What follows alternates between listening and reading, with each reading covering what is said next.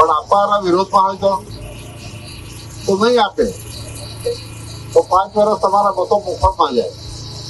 અને એટલા માટે તાલુકા વિકાસ અધિકારી પાસે, તાલુકા પંચાયતના પ્રમુખ પાસે કે જિલ્લામાં માન્ય પ્રમુખશ્રી પાસે, ધારાસભ્ય પાસે કે આપણા MP પાસે કોઈ પણ કંઈ માંગવું હોય તો સત્તાધારી પાર્ટીનો ઉમેદવાર હોવો જોઈએ.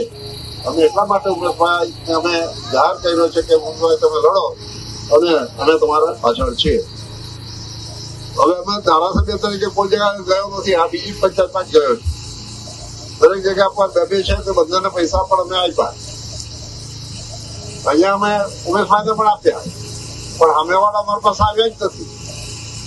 એટલે એનો મત આપણને ખબર પડી કે ભાઈ કોંગ્રેસ વાળો છે એટલે નથી આવ્યા. બાકી આપણે તો જાણ કર્યું 2 લડતા તો બધાને બે આપવાનું સમજ્યા ને. પણ નહીં આવ્યા એટલે આપણે સમજી ગયા કે એ ભાઈ આપણી સાથે ચાલવાનો નથી. અને ન ચાલે, અમારી પાસે ન જ આવશે તો એને પૈસા આપશે કોણ?